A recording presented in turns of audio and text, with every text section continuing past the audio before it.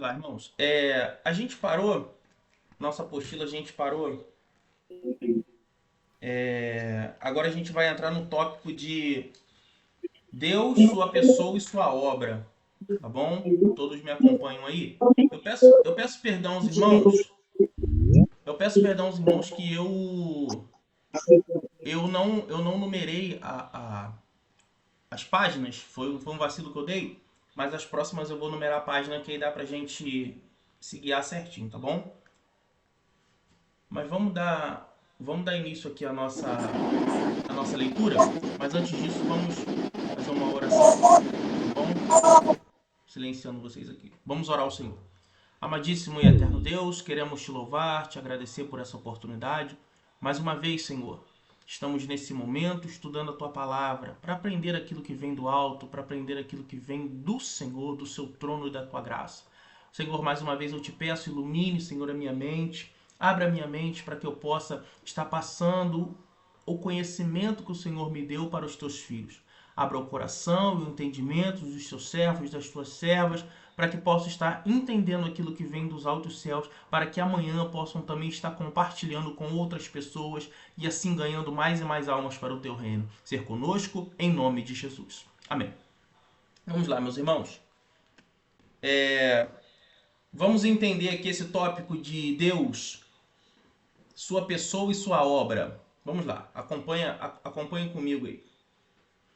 A autobiografia de Deus. A conotação mais abrangente do termo teologia é o estudo de Deus. Mais precisamente, quando aplicamos as Escrituras, em especial o Antigo Testamento, o termo é bem mais entendido como a história de Deus. Os estudiosos vieram a enfatizar, especialmente em tempos mais recentes, que o Antigo Testamento é uma narrativa compacta, narrativa essa com um cenário, um enredo e um elenco de personagens. Entretanto, entre os quais Deus mesmo, claramente discerníveis. Deus aparece primeiro, ele é a força na ação por trás dela. Além de ter a última palavra. Não é inapropriável chegar até mesmo ao ponto de considerar o Antigo Testamento uma biografia, uma história de Deus nos tempos do Antigo Testamento. Ou, para ser ainda mais exato, ela é uma autobiografia, pois carrega o testemunho consistente de que Deus mesmo não é só o principal personagem da história, mas também o seu autor. Esse primeiro tópico aqui, ele vai nos ensinar o seguinte.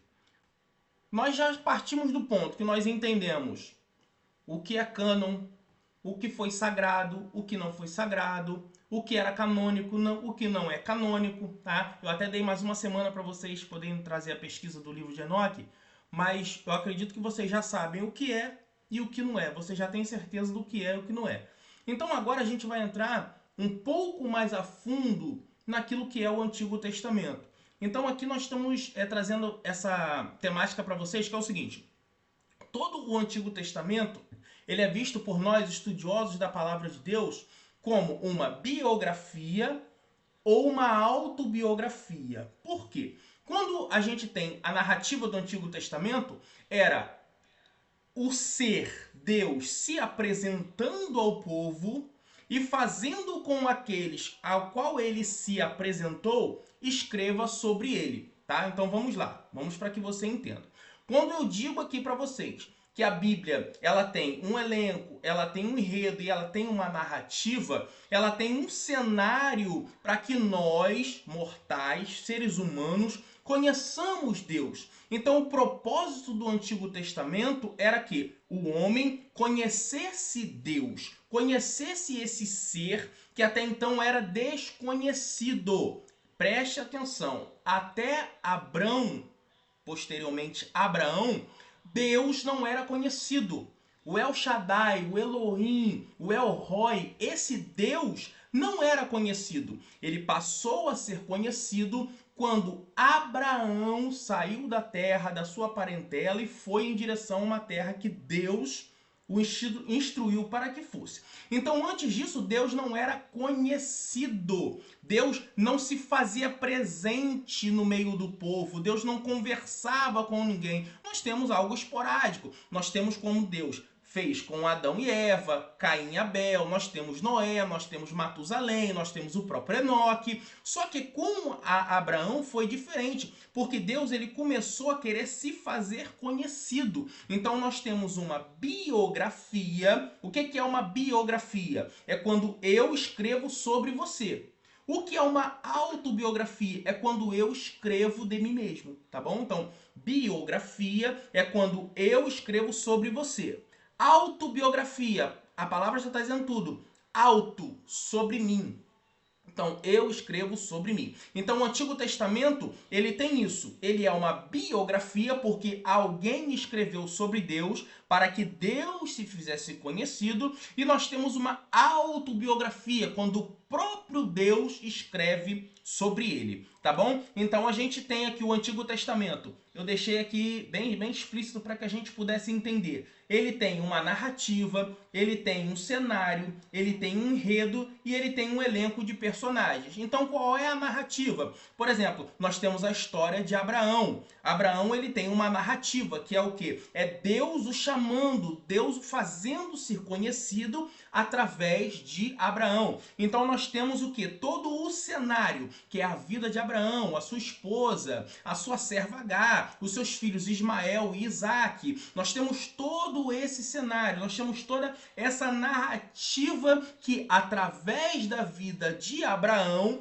Deus se faz conhecido através do povo. Tanto é que é em Abraão que serão benditas todas as famílias da terra. Então essa biografia de Deus, chamada Antigo Testamento, ela começa a se fazer conhecida através da vida de Abraão. Posteriormente, Deus não vai ficar só no campo da biografia, e ele vai entrar no campo da autobiografia, tá bom? Mas nós vamos com calma para que todos vocês possam entender.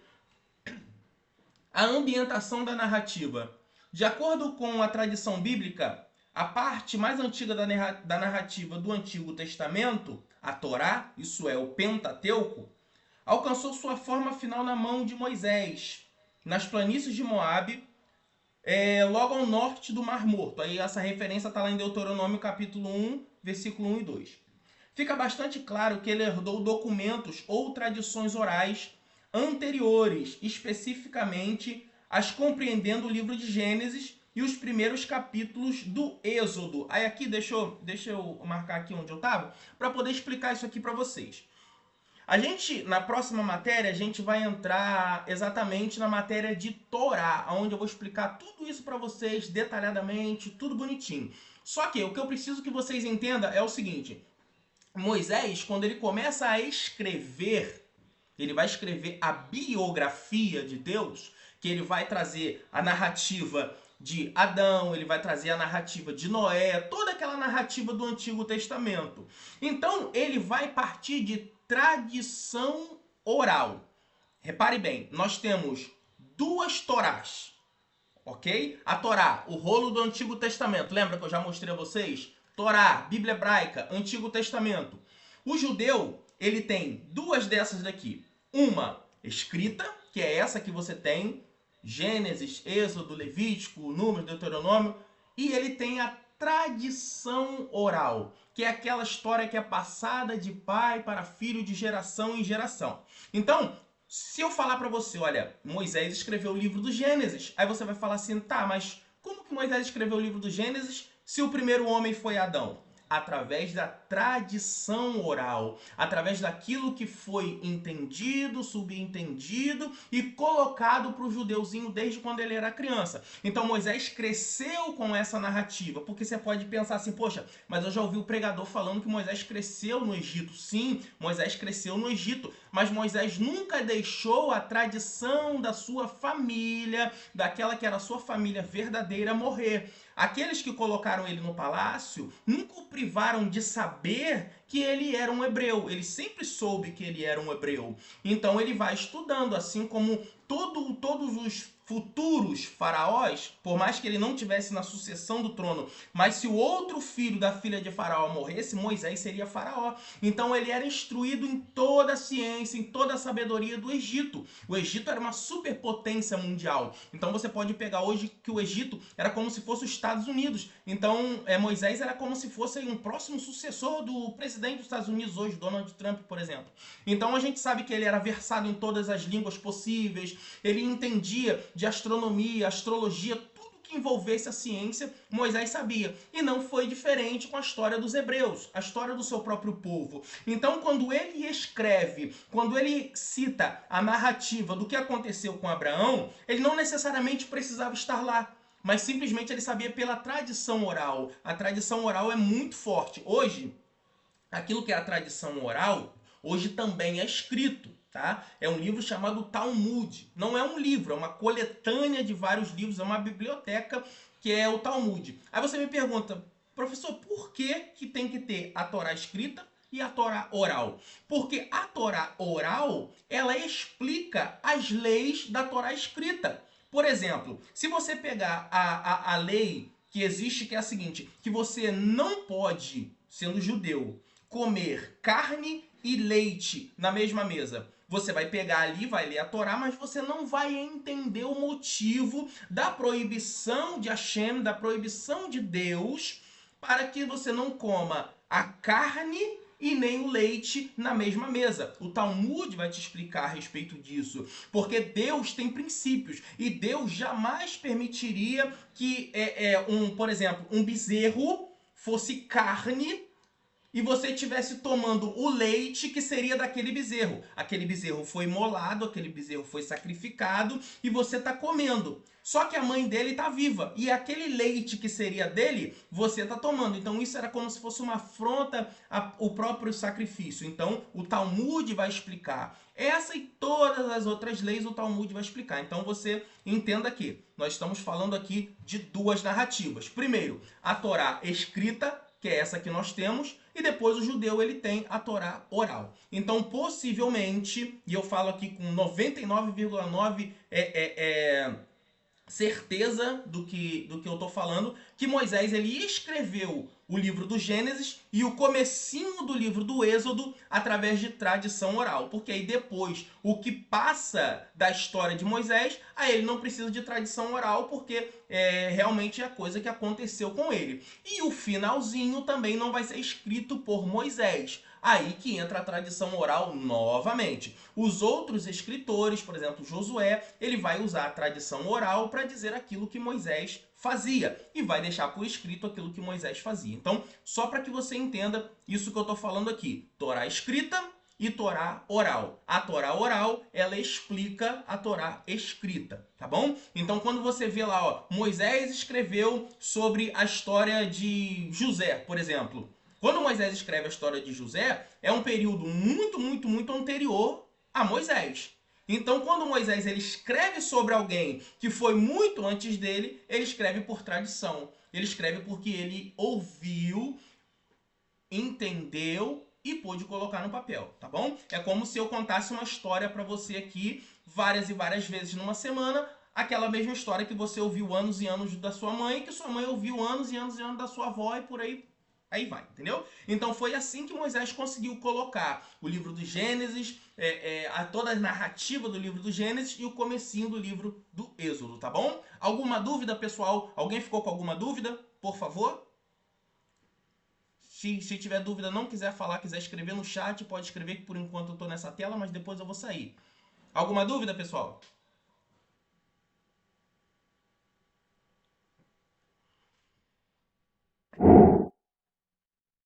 Não tem? Então vamos seguir então. Vamos lá, eu parei aqui, primeiros capítulos do Êxodo. Vamos lá. Quem editou em sua presente forma? Em relação ao resto do Pentateuco, não está claro como e quando foi concluído, exceto no caso do livro de Deuteronômio, coisa que eu acabei de explicar a vocês. Apresentado como uma obra empreendida e concluída por Moisés em um curto espaço de tempo, quase no final da vida dele. A relevância desse fato para a teologia do Antigo Testamento é apresentar desde o início desde o início o ponto de que propósito original da Torá não era fornecer aos leitores modernos uma percepção da criação, do dilúvio ou de outras guinadas dos períodos pré-patriarcal ou patriarcal, mas tratar de questões levantadas pela própria nação de Israel referente à sua situação presente, no caso naquela época, o que tinha à frente e, mais importante, suas raízes históricas. Quem somos? Por que estamos aqui? Qual o propósito Deus tem em mente para nós? Como nos relacionamos com as nações à nossa volta? Na verdade, com toda a ordem criada. O mais fundamental de tudo são questões a respeito da natureza, do caráter, das obras e dos propósitos de Deus em especial, quando ele se fez conhecer por Israel. Por isso, a história de Deus primeiro diz respeito à história do seu relacionamento com Israel. Uma teologia que fala em reconhecer isso é insensível ao insistente testemunho da própria Bíblia. Deus, de forma clara, revelou-se ao longo das eras da antiguidade, mas até o evento culminante da convocação de Moabe, nunca levou um autor humano a coletar as memórias e textos espalhados, adicionais a novas histórias e vivas, a autorrevelações divinas, sintetizá-los em uma narrativa coesa e a escrever o todo como o primeiro estágio de milhares de anos de revelação estruturada. A fim de que Israel tenha uma compreensão mais plena do seu papel como reino de sacerdote e de nação santa, Moisés teve de transportá-los de volta ao princípio absoluto, à própria criação. A nação de Israel, de acordo com o propósito e termos da aliança sinaítica, foi chamada para ser um instrumento de comunicação para a humanidade alienada da mensagem da graça restauradora e reconciliar. Então aqui a gente está entendendo o seguinte: qual foi o propósito que Moisés usou? Tem uma mensagem aqui, né? Deixa eu ver. Melhorou aí, irmã Vilma? Melhorou o áudio? Vê se melhorou, vocês me respondem. Ou se estava picotando para mais gente também. Então o propósito, que às vezes é a internet também de vocês, entendeu? Que eu tô com o celular aqui do lado e o celular aqui não tá picotando, que às vezes é a própria internet de vocês. Vamos lá. Então, irmãos, o que vocês precisam entender? Por que Moisés teve a iniciativa, através de Deus, primeiramente, a escrever o livro do Gênesis? Ele teve para que o povo pudesse ter a sua fé centralizada e sintetizada. Quase que não saiu. Sintetizada. A sua fé coesa, a sua fé junta. Então, por isso que ele escreve. Por quê? Deus, ele precisa se fazer conhecido não naquela geração, mas na geração posterior. Porque presta atenção, quando Deus levantou Moisés, em hebraico Moshe Rabbeinu, Moisés, nosso mestre, a Bíblia vai dizer que quando Deus levantou Moisés, foi por quê? Foi porque lá atrás, um faraó que não conhecia José e nem o Deus de José, eles começaram a escravizar o povo. Então entenda bem, se o povo tem uma fé coesa, uma fé totalmente concretizada, com um livro, com uma regra de fé, foi isso que Deus entendeu. Deus continuaria se fazendo conhecido. Então por que Deus começa a querer que Moisés escreva? Para que não aconteça com essa geração aquilo que aconteceu com a geração daquele faraó que não conhecia José. Aí eu trago para os nossos dias hoje, eu faço uma aplicação para a nossa vida. Sabe por que a igreja está degringolando como está desse jeito? Sabe por que a gente está vendo muitas coisas erradas? Porque a igreja se distanciou da palavra. Porque o povo hoje não conhece mais o Deus de Abraão, Isaac e Jacó. O povo não conhece mais o Deus dos apóstolos. Estão se afastando cada dia mais da palavra. Então por que a gente tem que se levantar como um atalaia, como uma voz de Deus, como uma voz profética que diz: o que a Bíblia diz, nós vamos pregar. Doa quem doer, sofra como tem que sofrer. Nós vamos pregar a verdade de Deus. Porque Deus está fazendo com Moisés aquilo que o José tinha que ter feito lá atrás. José tinha que ter juntado o povo e falado assim: ó, não vamos só colher espigas, espiga, não. Não vamos só juntar aqui riqueza, não. Vamos deixar por escrito aquilo que Deus fez aqui. Sabe por quê, irmão? O povo hebreu daquela época se esqueceu dos 7 anos de bonança. O povo daquela época se esqueceu que Jacó lutou com o anjo até a alva.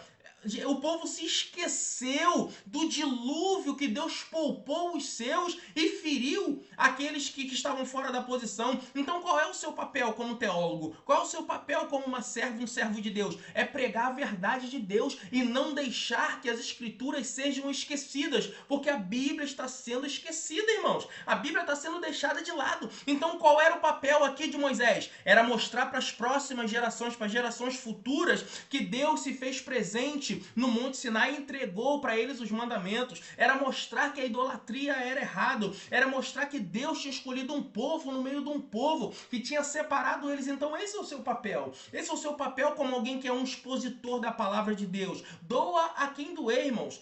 Pregue, doa a quem doer, fale. É difícil, eu sei que é difícil. A gente é machucado, a gente é crucificado, mas não tem problema, irmão. O nosso galardão está garantido no céu. Amém? Eu me empolguei um pouquinho aqui, mas é mistério. Daqui pra frente vai ser assim, irmão. Daqui pra frente é mistério. É glória a Deus, é língua estranha.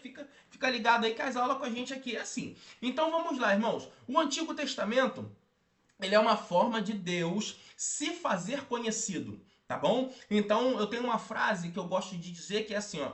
Para você ler o Antigo Testamento é dessa forma. Era Deus querendo se fazer conhecido ao homem para se aproximar do homem. Só que o homem não tinha o que a gente tem hoje, que é o quê? Que é o Espírito Santo, né? É uma doutrina chamada pneumatologia, que é a doutrina do Espírito Santo. Eu estudo sobre essa pessoa, né? O Espírito Santo. Então, quando Deus queria usar alguém, o que Deus fazia? Deus descia o Espírito e o Espírito usava e depois o Espírito retornava, né? Algumas pessoas eram usadas, o Espírito descia, inspirava e depois ia embora. Então, como o Espírito não estava presente, o homem tinha uma separação de Deus. Então, era necessário que o povo conhecesse Deus, mas o povo continuaria pecando, porque não tinha o Espírito Santo que convence o homem do pecado. Então Deus, ele se faz conhecido, mas a grandeza de Deus é algo muito, muito além das nossas perspectivas. Você vê que quando Moisés ele queria ver Deus, o que Deus falou para ele? Moisés, o homem que vê a minha face morre. Ou seja, alguns historiadores mais ferrenhos, né, alguns rabinos muito estudiosos, eles vão dizer que Moisés, quando ele pede, Deus fala para ele assim, olha, eu vou passar por trás da fenda da rocha. Você bota a sua cara na fenda da rocha que eu vou passar por trás. E a Bíblia diz que Moisés vê, mas o que ele vê é apenas a sombra do calcanhar de Deus. E quando Moisés desce de lá, o rosto de Moisés está resplandecendo. A glória de Deus resplandeceu, todo arrepiado, amém. A glória de Deus resplandeceu no rosto de Moisés, a ponto daquele povo que estava lá embaixo, separado de Deus, não aguentar olhar para o rosto de Moisés e dizer, Moisés, nós não conseguimos olhar para a tua face. E aí é onde eles pegam e colocam um véu sobre o rosto de Moisés, para que Moisés não ofuscasse todo o povo com aquela glória de Deus que estava em Moisés. Então, o apóstolo Paulo, depois, ele vai falar que nós, com a cara descoberta, nós refletimos a glória de Deus. Ou seja, hoje nós, através do Espírito Santo, nós refletimos a glória de Deus, mesmo com o rosto descoberto. Então, havia uma separação muito grande do homem com Deus. Então, era necessário escrever, era necessário deixar escrito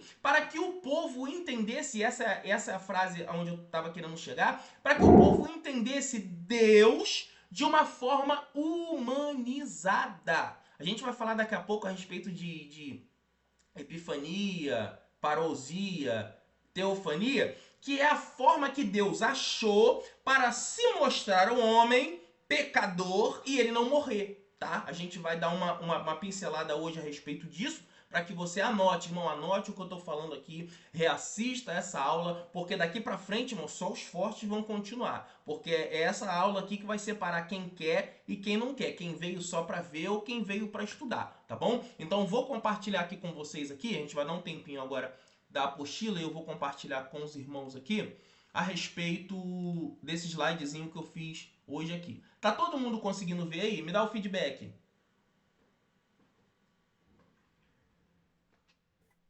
Ok, pastor. Faz uma água para mim, Carla, por favor. Glória a Deus. Então vamos lá, irmãos. Vamos lá que o tempo não nos espera. Teologia do Antigo Testamento: epifania, teofania e parousia. Tá bom? Vamos lá.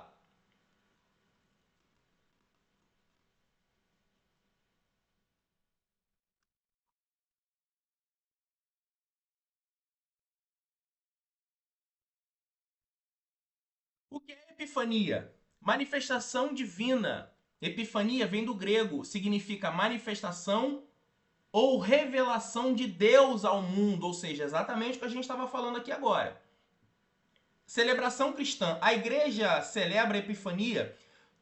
Eu até esqueci de colocar aqui, mas é no dia 6 de janeiro. Isso é mais a tradição católica, tá bom? Como a visita dos magos revelando Jesus a todos os povos. Então, deixa eu já falar com vocês aqui. A Epifania. Foi Epifania que eu falei, irmãos? Isso, Epifania.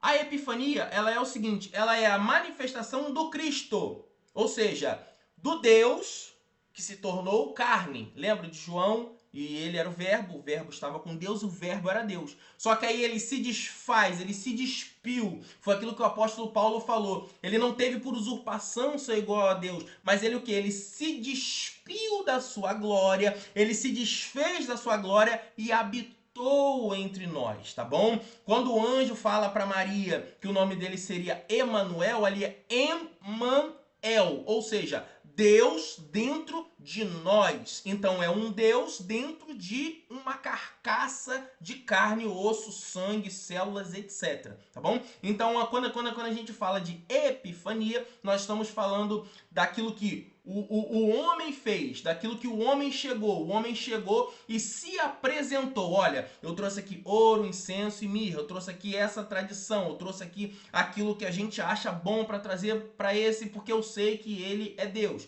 Vamos lá. Qual que é um outro sinal de epifania? Quando José e Maria vão apresentar Jesus no templo. Ali nós vamos ter um homem chamado Simeão. Esse homem estava esperando a promessa que haviam feito a ele, que ele veria a promessa, o Mashiach, o ungido, e chega até ele e ele coloca aquela criança nos braços. Aquilo ali é uma epifania. Entendido até aí? Vamos lá, vamos para o próximo.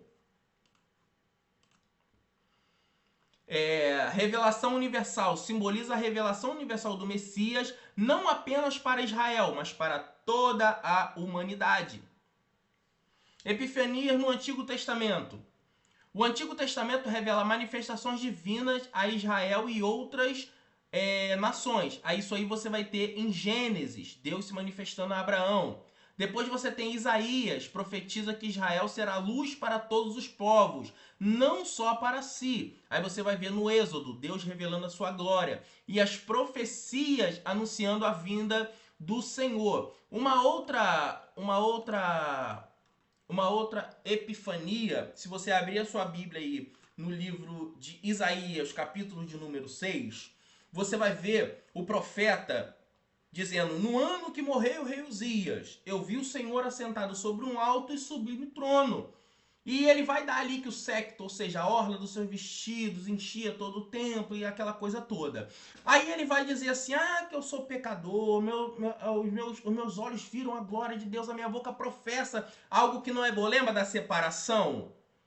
Ele conhece, porque Isaías são séculos e séculos e séculos depois de Moisés. Então ele sabe dos escritos, Deus não foi esquecido. Então ele sabe que ele é um transgressor da lei, por mais que seja profeta, por mais que o Espírito desça, use e vá embora. A gente vai estudar sobre isso ainda, calma. Então ele sabe que mesmo sendo profeta, mesmo sendo parente do rei Uzias, mesmo sendo alguém que entrava no palácio do capítulo 1 ao capítulo 6, profetizava o que queria, falava o que queria e Deus assinava embaixo. Então agora ele entende que ele é diferente. Ele entende que ele precisa se converter. Aí ele ouve uma voz, e essa voz dizia o quê? Você é crente, você tá ligado. A quem enviarei? Quem há de ir por nós? Nesse momento, isso é uma epifania. Por quê? Isso aqui é segredo do céu. Isso aqui você não aprende na internet. Isso aqui você só aprende comigo aqui. Quando aquela voz grita, a quem enviarei? É Deus. Quando o profeta responde, eis-me aqui, envia-me a mim, é Jesus.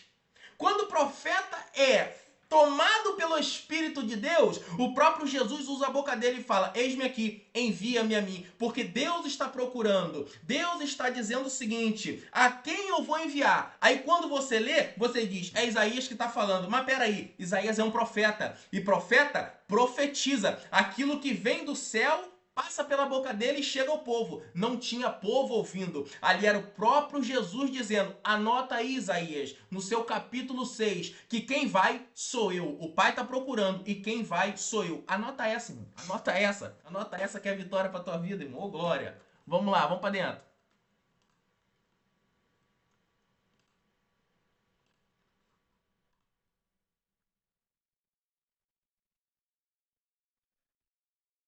Depois a gente tem a teofania. Teofania. Teofania ela também vem do grego, é manifestação visível. Teofania é a manifestação visível e tangível de Deus aos homens. Forma humana. Muitas vezes Deus aparece em forma humana como o anjo do Senhor. Aí eu dei alguns exemplos aqui para que você pudesse entender. Vamos lá. A Bíblia vai nos dizer que Deus esporadicamente ele aparecia.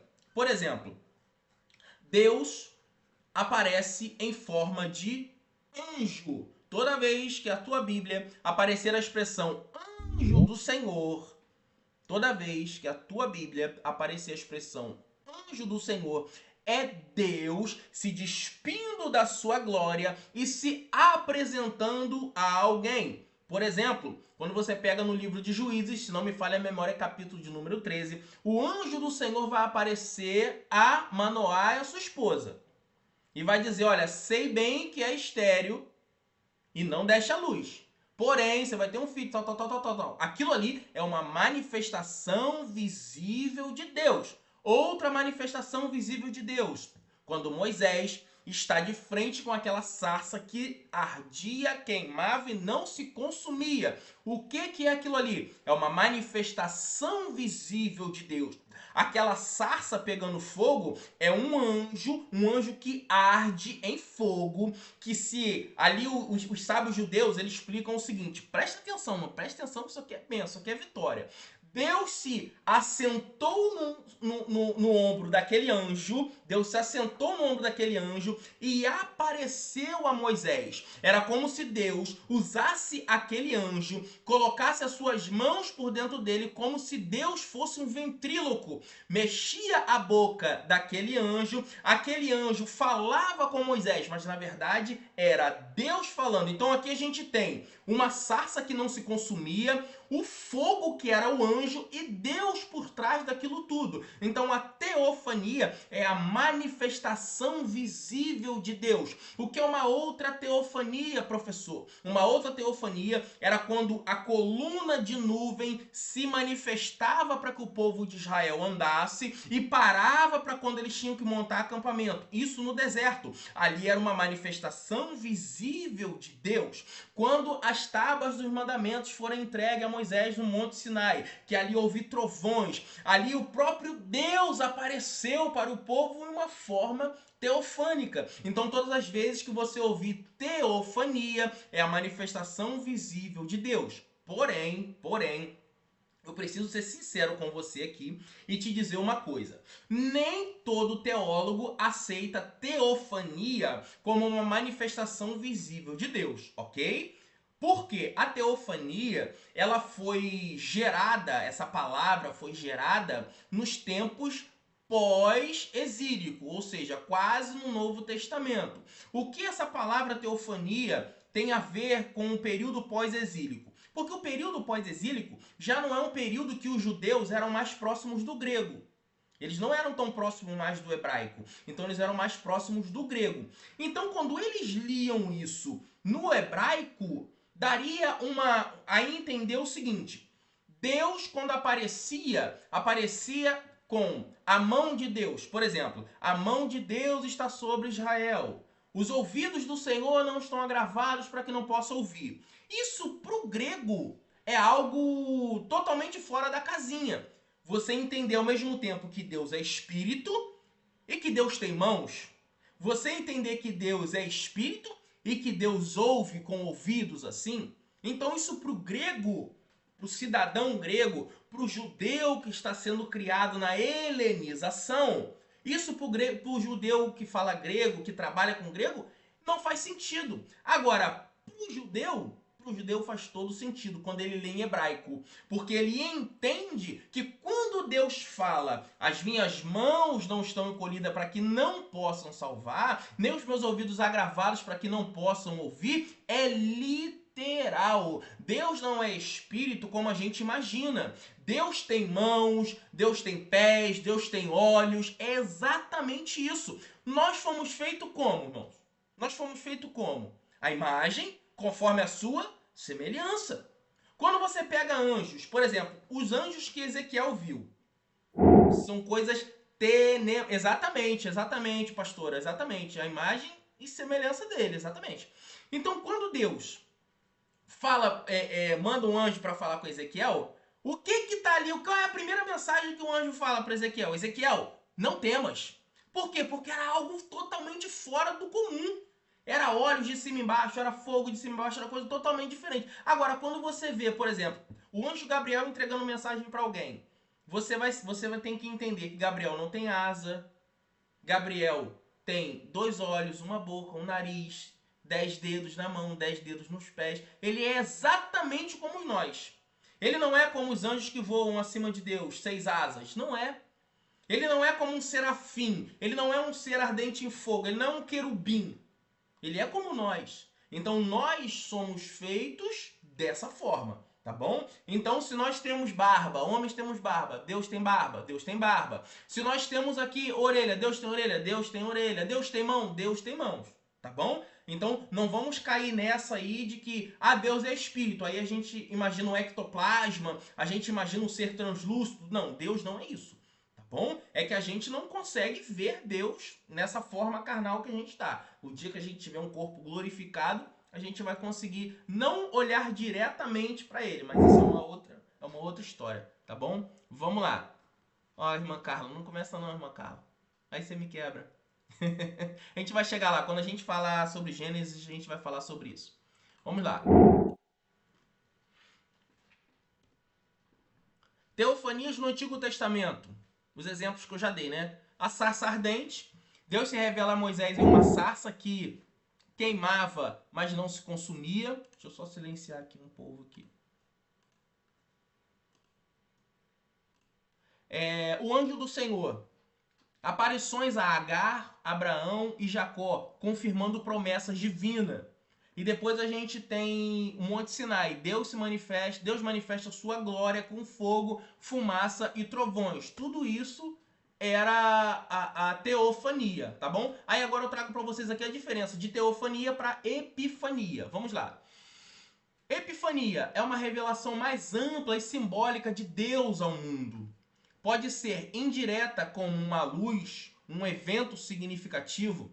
Teofania é uma epifania, mas nem toda epifania é uma teofania. Teofania é uma manifestação sensorial, direta e específica de Deus.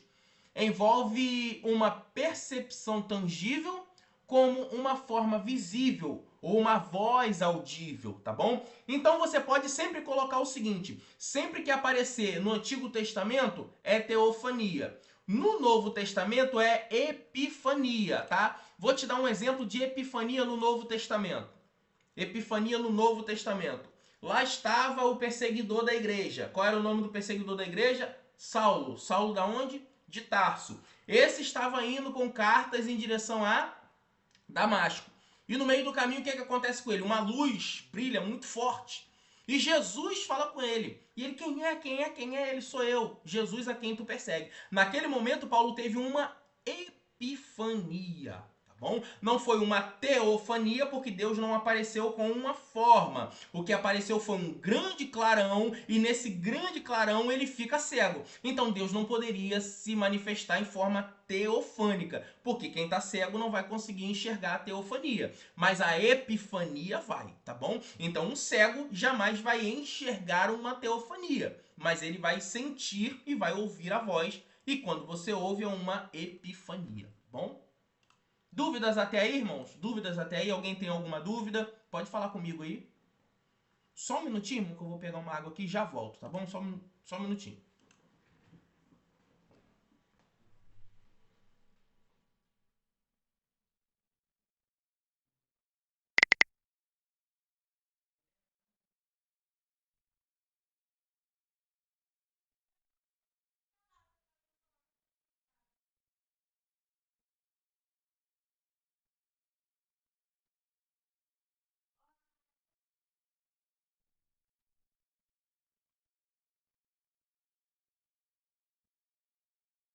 Estou de volta. De volta. Fui beber uma aguinha ali. Então, entendido aí o que é teofania? Entendido aí o que é epifania por enquanto? Entendido? Deixa eu ver aqui se tem pergunta. Quando Daniel recebe a resposta do anjo também é epifania? Epifania, irmão. Epifania. Epifania. Vamos lá. Eu gosto assim, irmão. Perguntem mesmo. Tirem dúvidas. Porque quando a aula tá gravada, vocês não conseguem tirar dúvida, né? Então, no ao vivo é bom que vocês conseguem tirar dúvida. Vamos lá.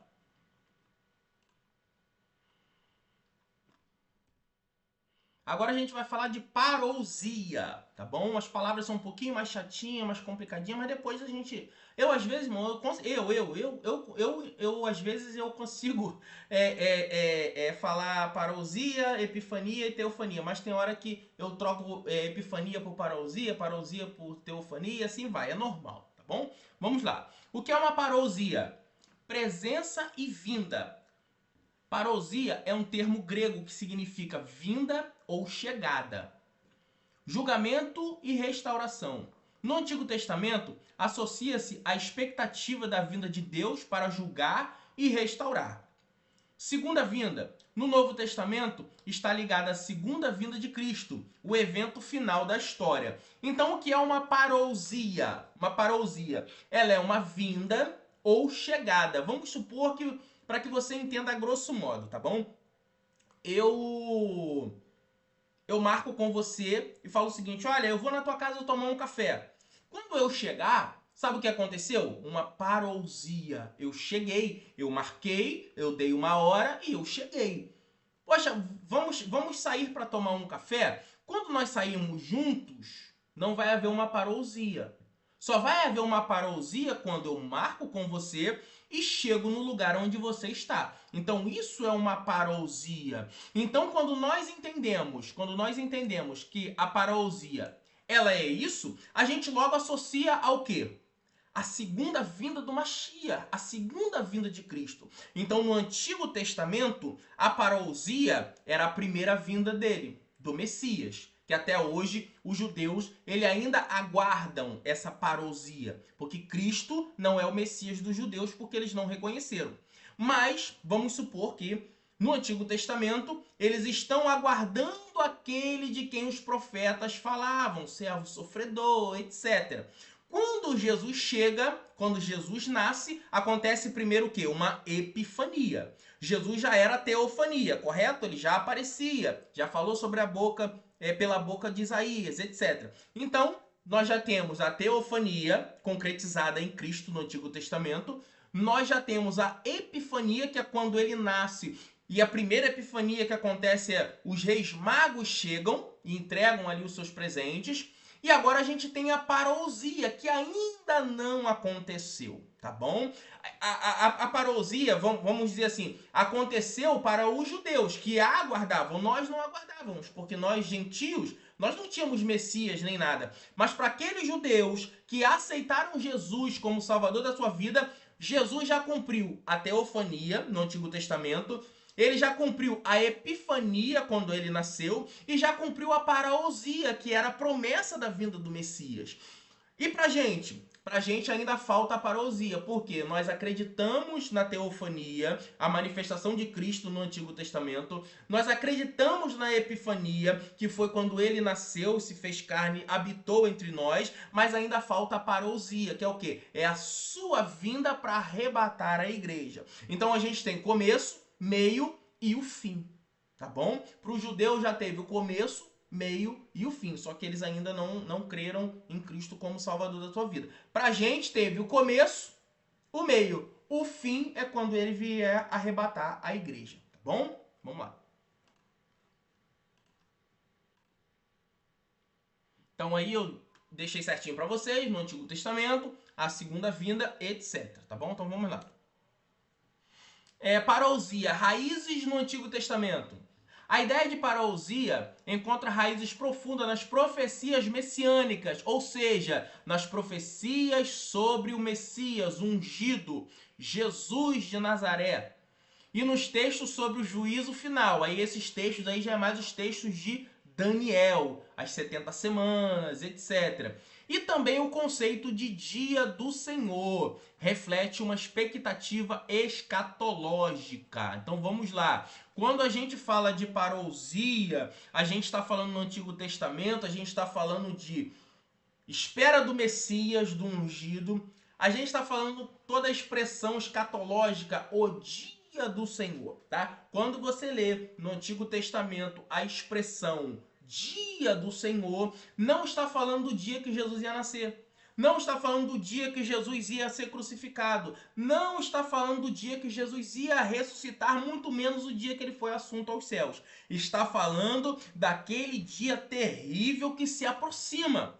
Se você está vendo as notícias aí de guerra de Israel, você tem noção do que está se aproximando. É o dia do Senhor. É o dia que Deus vai se fazer presente na nação de Israel e vai mostrar que Israel é o povo escolhido de Deus. Então esse dia do Senhor é uma parousia. Tanto o povo de Israel espera, quanto nós esperamos. Israel espera ainda o seu Messias, que vai ser ali o mediador, que vai terminar essa guerra através de Deus, e nós estamos esperando o Messias vir para arrebatar a igreja, tá bom? Mas não vou entrar nesse detalhe, né? O nosso curso não vai ter um viés escatológico, até porque vocês são de maioria pentecostal, eu também sou, mas o meu viés escatológico não é pentecostal, eu não sou pré-tribulacionista, eu sou pós-tribulacionista, então isso talvez possa chocar com aí a tradição da sua igreja, os costumes da sua igreja, tá bom? Então eu não vou entrar nesse fato, porque eu não acredito que Jesus volta antes da tribulação. Eu acredito que Jesus volta depois da tribulação. Então o dia do Senhor para mim é um dia que, se eu estiver vivo, eu vou ver esse dia do Senhor.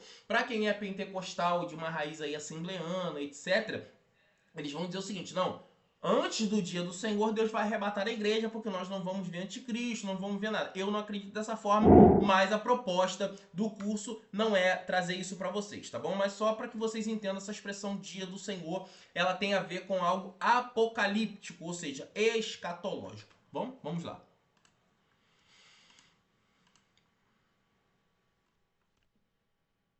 A relevância teológica de hoje, ou para hoje. Deus se manifesta em todas as culturas e povos, convidando a adoração universal. Né? Isso na Epifania. Lembra quando eu falei para vocês? Deus falando para Abraão o seguinte: em ti serão benditas todas as famílias da terra, porque todas as famílias da terra, elas vão ver Deus em forma de epifania, tá bom? Não de teofania, e nem depois de parousia, mas sim de epifania. Se você voltar um pouquinho no slide, você vai ver que Deus, hoje, ele se manifesta através da epifania. Quem é a epifania? O seu próprio Filho, Jesus Cristo, e através do Espírito Santo, que opera milagres e maravilhas. Então hoje a gente não precisa ver para crer. Claro, mas a gente vê hoje um milagre, por exemplo, alguém que foi curado de um câncer. Isso é uma manifestação de Deus, mas de uma forma de epifania. Então nem sempre a epifania ela vai ser associada a Deus. Como, por exemplo, um câncer. Um câncer, ele pode se autodestruir, eu não sei aqui o termo médico, né, oncológico, mas ele pode reduzir de tamanho, alguma coisa assim que não leve 100% isso para Deus. Tá? Mas como nós acreditamos, nós vamos sempre crer que foi Deus que curou, etc. Então, nem sempre a epifania ela vai ser ligada teologicamente, né? Se você estudar a palavra epifania, você vai ver que ela é uma palavra que não é só usada teologicamente como a teofania e nem a parousia. A epifania ela é algo que pode acontecer secularmente, ou seja, outras pessoas que não nós usam a palavra epifania sem se como é que eu vou dizer para você? Sem se referir à teologia, tá bom? Então vamos lá. Deus é acessível e interage diretamente conosco, mostrando sua proximidade, tá? Então, como que a gente pode entender isso hoje? Uma teofania nos dias de hoje é muito difícil, é muito complicado, sendo que Jesus, ele vai dizer, aí é interessante você me ver aqui, aí Jesus vai dizer, como que eu sei, pastor? Como que eu sei, professor, que nós temos uma teofania hoje? Jesus ele vai dizer algo que é uma faca no nosso peito, é um tapa na nossa cara. Jesus vai dizer assim, olha, primeiro, perguntaram a eles, mostra-nos o Pai, porque eles queriam uma teofania. Aí Jesus vai dizer assim, você está me vendo? Essa epifania, lembra que eu falei? Que a epifania pode ser teofania, mas a teofania não pode ser epifania? Ele está dizendo o seguinte, quem vê a mim, vê o Pai. Ou seja, essa epifania está mostrando em forma teofânica para você. Outra coisa, se você quer ver hoje uma teofania, Jesus vai dizer o seguinte, se você fizer esses pequeninos, está fazendo a mim. Por quê?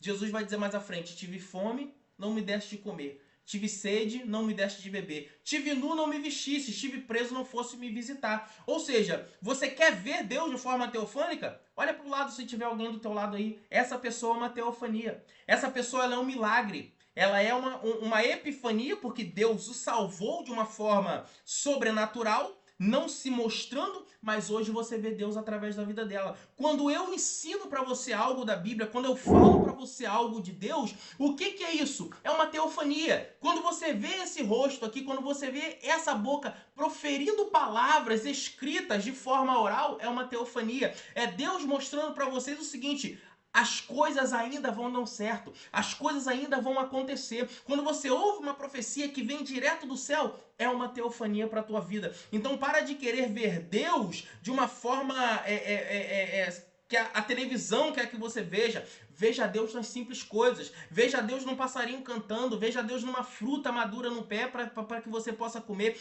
Veja Deus no ar que você respira. Veja Deus na luz do sol que te ilumina. É dessa forma que nós vemos hoje uma teofania, tá bom? Teofania não vai ser um anjo aparecendo para você e dizendo, eis que te digo, mulher. Eis que te digo, homem. Não. É eu aqui falando para você. É o teu marido todos os dias dizendo, minha filha, eu te amo. É os teus filhos chegando em casa com vida todo dia. Isso hoje é uma teofania, tá bom? Vamos lá.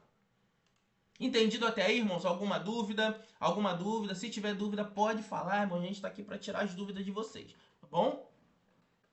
Se não tem dúvidas, vamos seguir em frente. Vamos lá. Parousia inspira esperança e preparação para cumprimento final das promessas. É aí o que eu já acabei de falar para vocês. A parousia é nossa esperança. Não tem aquele hino que diz nossa esperança é sua vinda. Ou seja, é uma parousia. É a esperança de que ele venha. Toda vez que alguém fala assim, Maranata, ora vem, Senhor Jesus. A vinda de Jesus está próxima, na tua mente vai bater essa palavrinha, parousia. Todas as vezes que você ouvir sobre Paulo a caminho de Damasco, você vai ouvir epifania. Toda vez que você ouvir alguém dizer, varão valoroso, o Senhor é contigo, você vai lembrar da palavra teofania. Então anota isso para que você não esqueça. Epifania e teofania. Manifestação no Antigo Testamento, teofania. Manifestação no nascimento de Cristo, epifania. Manifestação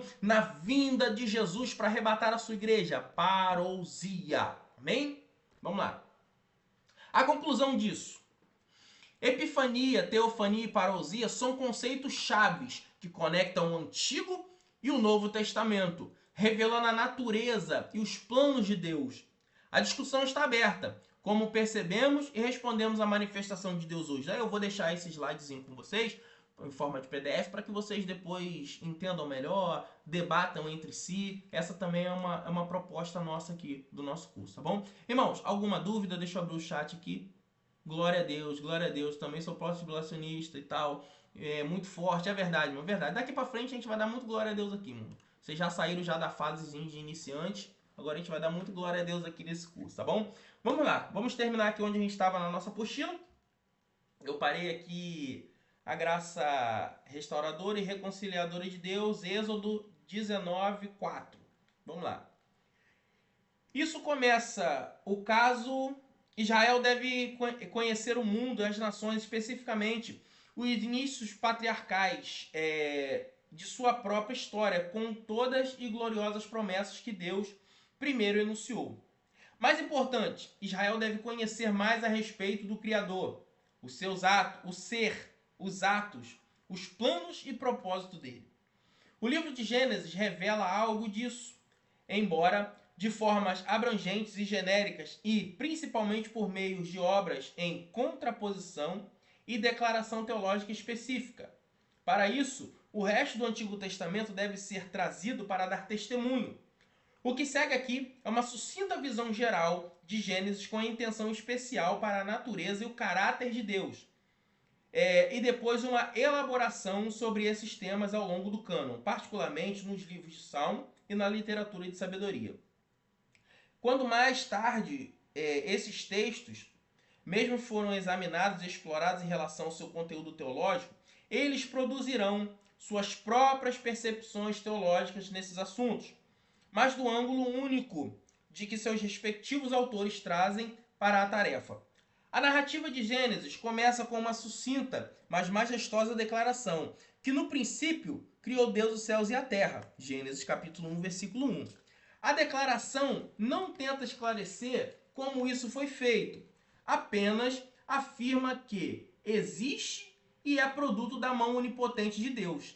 Nesse aspecto, o relato é único entre as cosmologias do mundo do Oriente Próximo da Antiguidade, pois eles não sabiam nada de uma criação imediata em contraposição a uma criação que faz uso da matéria pré-existente. Vamos lá. O verbo hebraico bará, embora não seja inerentemente indicativo de criativo, carrega esse sentido em todas as suas ocorrências no relato de Gênesis 6. Vamos lá. Deixa eu explicar algo para vocês aqui que a gente vai falar na próxima matéria, mas é bom a gente ir adiantando. Quando a Bíblia fala, no princípio criou Deus os céus e a terra, esse versículo, nas nossas Bíblias, ela está traduzida dessa forma, no princípio. Tá? Todos os livros do Pentateuco, eles começam com o seu nome. Por exemplo, Gênesis, né, que é a forma grega, como eu expliquei na primeira aula. Mas se fosse em hebraico, ele se chamaria de Bereshit. Bereshit. B separado. B, espaço, Reshit. Reshit. Então, essa preposição B em hebraico, ela não significa no. Ela foi traduzida para aportuguesar, ou seja, para que nós pudéssemos entender num português correto. Só que ali não é no princípio, é em princípio. A preposição B em hebraico, ela não significa no, ela significa em. Então, como é que ficaria esse primeiro versículo em hebraico? Bereshit bara Elohim, ou seja, Bereshit, em princípio. Professor, qual é a diferença de no para em? No princípio, eu posso dizer que foi atual, ou um passado bem pertinho de mim. Agora, quando eu falo em princípio, eu estou dando universalmente para que se trabalhe no relógio de Deus. Anota aí para você não esquecer. O relógio do homem, cronos, de cronologia. Relógio do homem, no. Tempo presente, passado ou futuro, no. Cronos. Deus tem um outro relógio, que a palavra cronos, ela vem de cronologia, ou seja, parte de uma data, parte de um início, parte de alguma coisa. Por exemplo, o dia, ele parte do cronos. Qual é o cronos? Meia-noite. Meia-noite já não é mais dia 18. Meia-noite já é dia 19. Então, cronologicamente, nós estamos levando dia 19, 20, 21 e etc. Então, cronologia.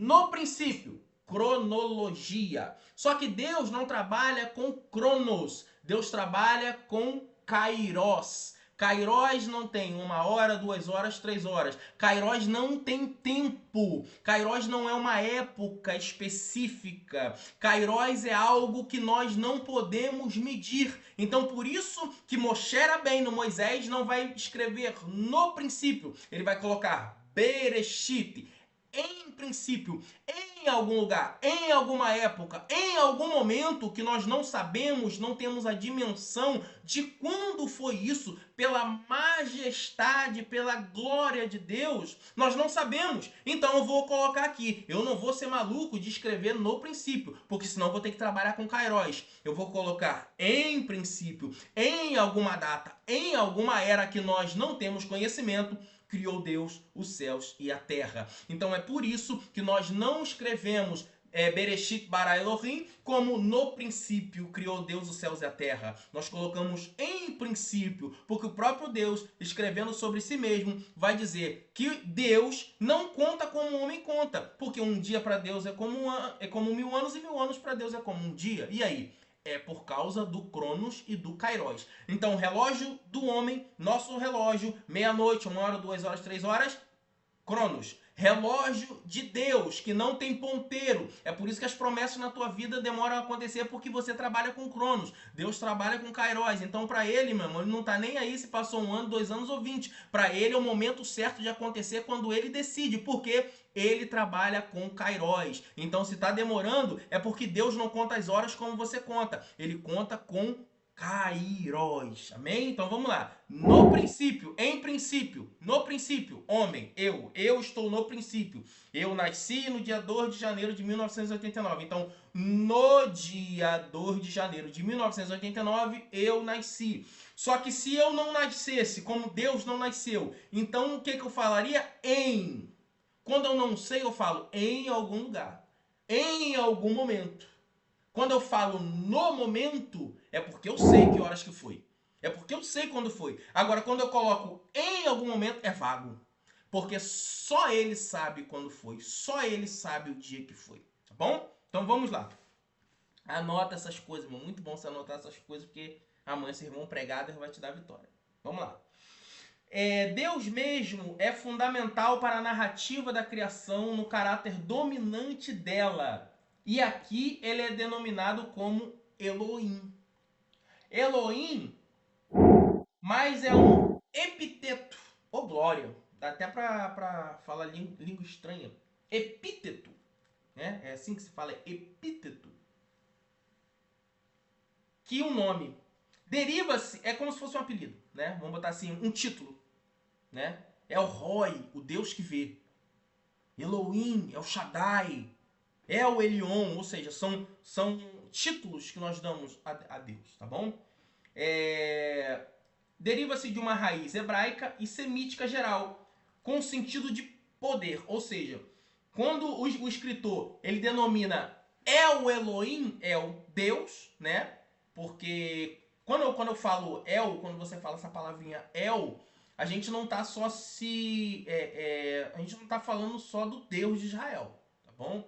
Existiam vários Els, por exemplo, lá em Ur dos Caldeus, lá onde Abraão vivia, tinha vários Els, porque vários deuses. Então, El, Deus. Só que aí o que acontece? Nós vamos dar um título para esse Deus. Ele é o quê? Ele é o El Shaddai. Ele é o El Elohim. Ele é o El Elion. E assim vai. Tá bom? Esse nome é mais comumente usado em textos em que a singularidade ou diversidade transcendente dele está em vista em contraposição à eminência ou proximidade dele. Relação bem descrita como Iavé, com o advento no século XVIII do método crítico histórico e suas divisões do Pentateuco em fontes hipotéticas. Gênesis capítulo 1 a Gênesis capítulo 2, versículo 4, a parte A. Veio a ser atribuído a uma fonte conhecida a Deus como Elohim. Ou seja, de Gênesis 1, versículo 1 ao capítulo 2, versículo 4, a parte A, dá a entender que esse Deus ele é todo poderoso. Ele tem poder. Então, qual é a palavra para a gente especificar esse Deus? Elohim. Elohim. Então, Elohim. Então, quando eu quero falar que ele é criador, que ele é majestoso, que nele está a força e o poder, Elohim. Quando eu quero falar que nada escapa aos olhos de Deus, o que eu chamo? É o Roi, o Deus que vê. Roi, ó, Roi, é o Roi, o Deus que vê. Bom, então, mas o Yahvé já é uma parte posterior que vão começar a usar esse nome Yahvé, tá bom? E depois designada por P, a fonte E, né? Deus como Elohim, fonte E. Depois a gente vai falar sobre essas questões aqui de fonte E, fonte Q, fonte P, etc. A criação da humanidade é uma fonte J, para o termo alemão Javé. Tá? Então você já deve ter ouvido a expressão Jeová. Com certeza você já ouviu. A expressão Jeová ela vem de Iavé. Iavé se transformou em Jeová. Mas primeiro ela vai ser transformada em Javé. Mas por que esse Javé não foi aceito? Porque em língua hebraica não existe a letra J. Tá bom? Em hebraico, a gente não fala Josué, a gente não fala Juízes, a gente não fala Jesus. O J, ele tradicionalmente, ele não existe no hebraico. Tá? Nem os maçoretas colocaram o J no hebraico. Então, quando a gente tem uma palavra que a gente fala com J, na verdade, essa letra é um Yud em hebraico. Que a gente pode, dependendo do sinalzinho maçorético que ela tem embaixo, a gente pode traduzir como I. Então, vamos lá. Quando eu falo de Jesus, eu não estou falando de Jesus com J. Porque Jesus em hebraico é Yeshua. Ou Yeshua. Depende da pronúncia. Josué, não existe Josué. Tá bom? A gente tem Jesus, descarta, é uma coisa brasileira. Inglês, etc. Tá bom? Quando eu tenho o nome Jesus, eu tenho o quê? Yeshua. Para aqueles que querem falar em português, ficariam Jesus, né? Mas aí já eu não sei se é latim. Eu sei que é uma coisa assim. O nome Jesus, ele era... O nome de Deus, Elaine, o nome de Deus ele é o seguinte, o nome de Deus ele é um tetragrama. Tetragrama. A letra Yud, Re, Vav, Re. O nome de Deus ele é um nome impronunciável. Nós não podemos falar o nome de Deus. Então toda vez que você ouvir alguém, por exemplo, é mais comum um judeu, mas como eu estudei com judeu, como fiquei muitos anos perto de judeu, eu sempre falo Hashem ou Hashem, que significa o nome. A gente nunca pronuncia. Um judeu não chama Deus de Deus, chama de Hashem. Mas a gente tem... Deixa eu ver se eu busco aqui o tetragrama sagrado para mostrar a vocês. O tetragrama que eu vou mostrar para vocês aqui como era o nome de Deus em hebraico. Consegui aqui, só um minutinho.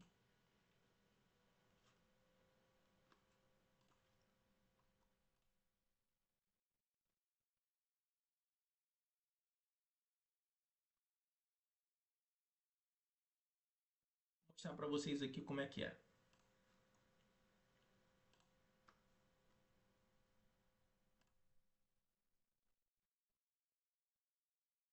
Aqui, ó, tá dando para vocês verem aí? Essa letrinha aqui, ó. Essa letra é Yud, essa letra é a letra Re, letra Vav e Re novamente. O nome de Deus está aqui dentro. De uma forma que só o judeu consegue pronunciar, mas mesmo assim ele não pronuncia para não tomar o nome de Deus em vão, tá bom? Então essa letra aqui, ó, Yud, que é a letra que começa o nome de Jesus, e Yeshua, tá bom? Começa com essa letrinha aqui, que é a primeira letra do nome de Jesus. O interessante do hebraico é que ele não começa daqui para cá. ele começa aqui, ó. Aqui que eu começo a ler o hebraico, tá bom? Então o nome de Deus é isso aqui, ó, tetragrama sagrado, o nome impronunciável, tá bom? Vamos lá. Entendido até aí, irmãos? Entendido? Tirou a dúvida aí, irmã Elaine?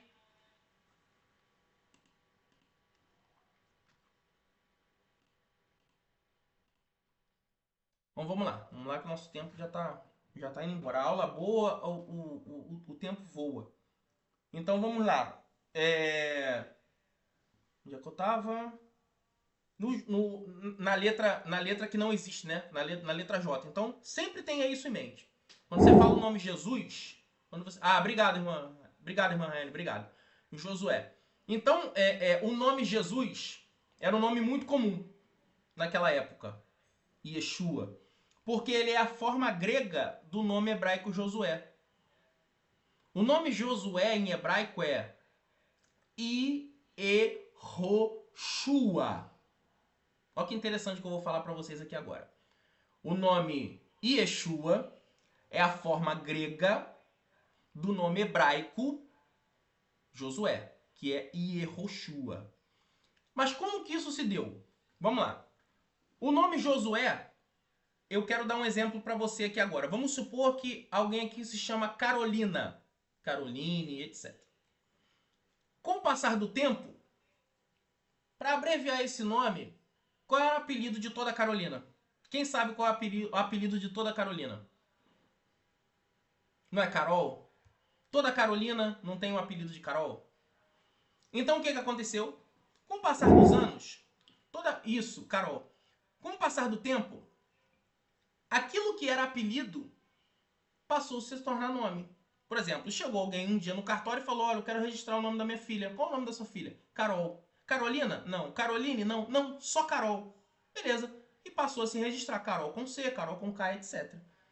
O nome Jesus foi a mesma coisa. O nome Yehoshua começou a ser abreviado para Yeshua. Então chegou-se um tempo que ninguém mais queria se chamar Josué.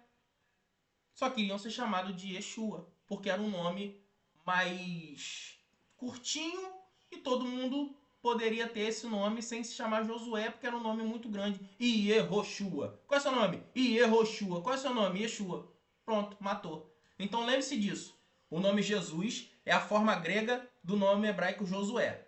Yeshua é a forma grega, no caso Jesus, tá? O Yeshua, ele é hebraico.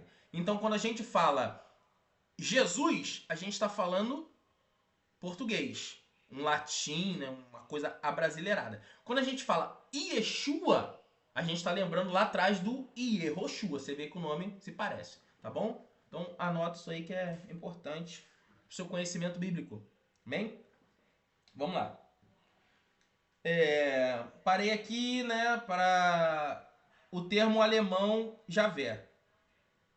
E é daí que vem o Jeová. Então é por isso que os testemunhos de Jeová eles implicam tanto porque o João Ferreira de Almeida ele não colocou Jeová quando se falava de Deus, né? Porque ele seguiu essa regra. Jesus não tinha como, por causa do catolicismo, era muito forte, então não tinha como você tirar o nome Jesus, tirar a letra J. Mas Jeová ele conseguiu fazer, tá bom? Deixa eu ver aqui, teve uma pergunta. Por que o nome Josué? O nome Josué naquela época também era muito comum. Mas a sua pergunta é em relação ao quê? Ao nome Josué ou porque ele se transformou no nome Jesus? Formula melhor para mim aí para eu poder entender. Ou abre o seu microfone aí e fala para eu poder entender melhor a sua pergunta. Vamos lá. As hipóteses ignoram a consideração teológica de que os nomes divinos refletem os aspectos da natureza e do caráter do mesmo Deus, sendo Elohim apropriado na descrição. Ou seja, a cada momento, os escritores eles vão dando um título para Deus de acordo com a obra que ele está fazendo. Então Moisés aqui no Gênesis, ele preferiu se referir a Deus como Elohim, como Deus de todo poder, para mostrar que ele realmente Era ele que estava fazendo aquelas obras ali. Deixa eu ver aqui. Eu ainda não entendi por que o nome Josué, por que Oséias. Não entendi ainda, irmão.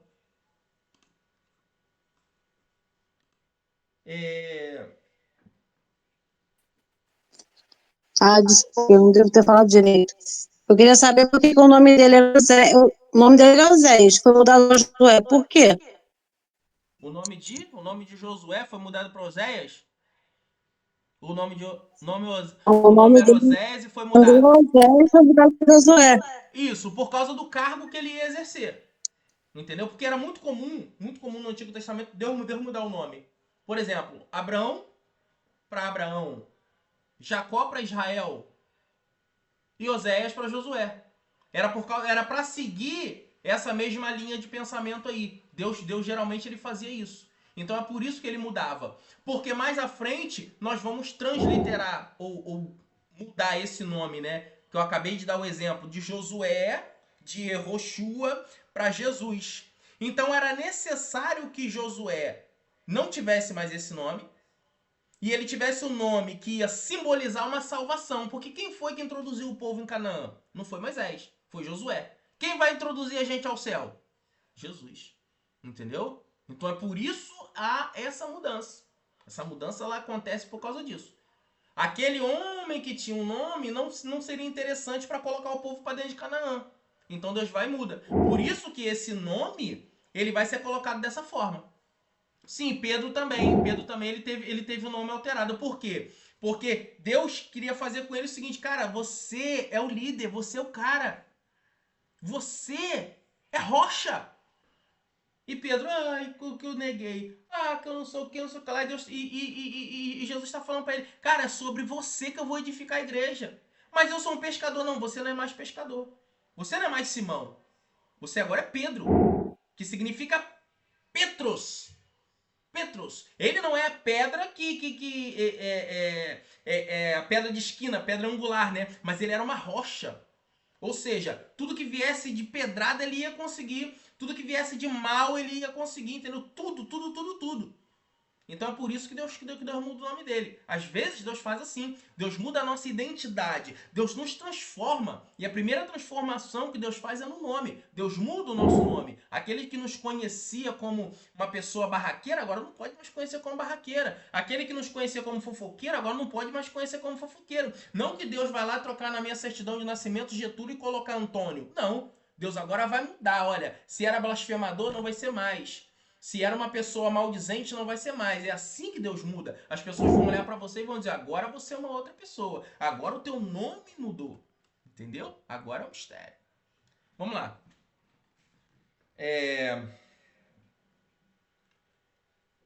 No Oriente Médio da Antiguidade, os nomes representavam mais que meros rótulos para distinguir uma pessoa da outra. Eles eram descritivos do indivíduo. Na verdade, expressavam a essência mesmo da pessoa. Por exemplo, por isso Abraão, grande pai, ou Abrão, perdão, grande pai, foi nomeado por causa pelo seu eminente lugar na linha patriarcal. Mas ele se tornou Abrão.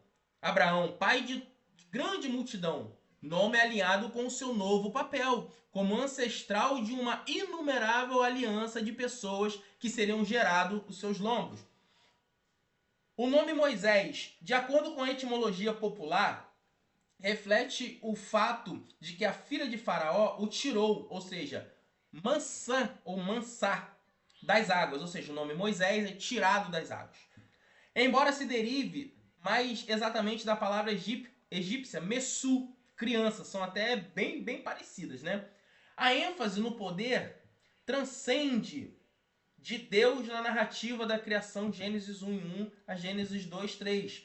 Fica claro a partir do fato de haver 32 ocorrências do nome Elohim em um espaço de apenas 34 versículos. Ele apenas fala e as coisas vêm à existência.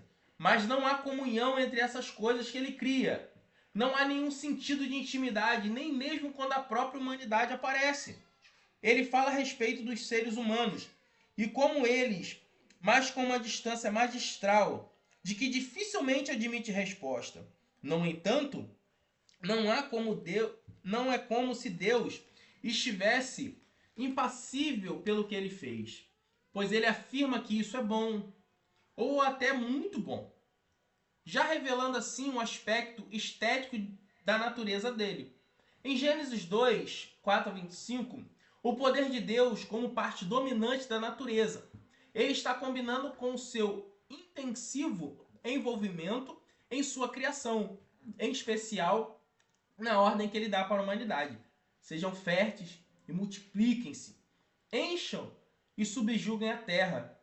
O domínio do homem é derivativo e deve primeiro ser exposto como um tipo de teste, no qual ele fora designado o administrador dos assuntos de um mero jardim. Mas o homem deve sempre lembrar que está a serviço do regente do universo todo. O desafio para uma hegemonia humana vem na forma de uma reversão das esferas de sabedoria. Um animal que em revelação posterior se constata ser Satanás, Apocalipse capítulo 20, versículo 2 dá essa referência, questiona o papel limitado do homem e da mulher, sugerindo que Deus zelava por ter uma soberania inconsistente, guardando-a egoisticamente da humanidade. Assim, o primeiro casal questiona o senhorio de Deus como um ato de rebelião contra ele, comendo do fruto proibido. O resultado disso foi a queda, a subjugação da serpente e o banimento do homem do jardim, lugar que Deus mostrou ser incapaz de governar como vice-regente de Deus. Do começo ao fim, a narrativa da queda registra, em Gênesis 3, a característica fundamental da identidade de Deus, a aliança e a soberania dele. É entendida pelo uso regular do nome Deus. Aí a gente tem os versículos. A exceção notável dos versículos 1 a 5, em que a serpente fala, e apenas aí ocorre o epiteto Elohim. A razão para isso está evidente, embora o poder de Deus como Criador seja reconhecido baseado em fundamentos empíricos. O mesmo não ocorre com a soberania dele. Na verdade, a humanidade e a serpente negam implicitamente a soberania do Senhor. O homem designado para dominar o mundo animal submete-se a um animal. O homem mesmo que foi criado para servir e adorar só a Deus recusa-se a fazer isso, reivindicando para si mesmo a prerrogativa que jamais lhe fora garantida. Esse episódio descreve a primeira tentativa de solapar a soberania de Deus e estabelecer o tom para toda a história humana subsequente. Para a história, na análise final, é reduzível ao registro da insolência e pecado humanos, condição essa só reparável pela mediação da graça em Deus. Então, vamos só ler esse último tópico e aí a gente finaliza por aqui. Na próxima aula a gente começa com a natureza de Deus. Conforme já observamos a autobiografia de Deus, ou seja, o Antigo Testamento, apenas introduzidas em Gênesis, continua ao longo do registro do Antigo Testamento. Para facilitar a elaboração, nós a desenvolveremos a partir do ponto sobre os títulos abrangentes de a natureza de Deus, o caráter de Deus, a revelação de Deus, as obras de Deus, os propósitos de Deus, o reino de Deus. Estes, a começar com a primeira ocorrência de cada um, receberão atenção canônica e históricas com vista à construção de um relato complexo de Deus, formando tanto quanto possíveis apenas pela evidência do próprio texto. Importante salientarmos que nós iremos falar bem mais sobre os atributos de Deus em nossa matéria Teologia Sistemática. Nessa oportunidade, vamos apenas pincelar sobre a natureza de Deus, o seu caráter e sua revelação. Em Teologia Sistemática, iremos expandir bastante esse e outros temas a respeito de Deus. Então, tem esses assuntos como um start ao estudo do que conhecemos sobre Deus. Então, irmãos, hoje nós entendemos aqui que o Antigo Testamento ele é para que o homem conhecesse Deus e não se esquecesse de Deus. Então, por isso que foi colocado no papel, até porque palavras do vento leva. Então, a Torá oral, ela precisou também no futuro, né, esse futuro que nós estamos vivendo, num passado bem recente, ser escrita à mão para que as pessoas não colocassem ali as suas próprias palavras, né? Entendemos que precisamos colocar a Bíblia de volta nos nossos altares, precisamos pregar a palavra, então isso eu conto com vocês, para que vocês preguem a palavra, não deixem a palavra morrer, não deixem os cultos de ensinamento morrer nas suas igrejas, não deixem a escola dominical nas suas igrejas morrer, não deixe que pregadores vazios encham os seus altares, os altares das suas igrejas, sejam bereanos, cobrem que os pregadores tragam mensagens vivas do céu, cobre de si mesmo para que você, quando for pregar ou tiver uma oportunidade, fale da Bíblia, não fale de si mesmo. Ninguém foi ali para ouvir sobre a tua vida, sobre a tua história, a não ser que te dê uma oportunidade para um testemunho. Mas toda vez que você puder, pregue a palavra dentro e fora de tempo. Pregue a palavra a todo momento. Então entendemos que a natureza de Deus vai ser explicada nas próximas aulas. Entendemos o que é epifania, teofania e parousia, tá? Tiramos bastante dúvidas aqui e para glória de Deus, nós encerramos mais essa aula, nossa terceira aula. Já vou subir para o YouTube, se você quiser já rever hoje, já vai poder. Então, que Deus possa continuar te abençoando. Tire realmente as suas dúvidas, façam isso que vocês estavam fazendo aqui agora, tirem realmente dúvidas, falem bastante, abra aí se você puder abrir o microfone, quiser falar, pode abrir, pode falar. A gente está aqui para poder ajudar vocês. Tá bom? Nós não estamos aqui para ficar rico, não estamos aqui para ganhar dinheiro, a gente está aqui para explanar a palavra do Senhor, tá bom? Então, leve isso com você. Pregue tempo e fora de tempo. Explique para as pessoas, porque a gente sabe que aprendeu alguma coisa quando a gente explica para alguém. Então, converse com alguém sobre teologia, fale de teologia com alguém, fale para as pessoas aquilo que você aprendeu na aula de hoje. Você sabe o que é uma epifania? Você sabe o que é uma teofania? Porque tem gente que até hoje não sabe o que é isso, porque o ensino das nossas igrejas está muito raso. Então, por isso que você vai passar a ser mal visto, porque quando você é um questionador, você vai passar a ser mal visto. Quando você é alguém que cobra alguma coisa, você vai ser mal visto. Então, bem-vindo ao clube dos excluídos. Mas quanto mais excluem a gente, mais Deus nos enche e mais graça vem do trono para a nossa vida. Amém? Então, eu creio que não tenha mais dúvidas, né? Todo mundo já tirou suas dúvidas, mas que Deus possa estar abençoando a vida de vocês. Vamos orar para que a gente possa estar terminando a nossa aula, tá bom?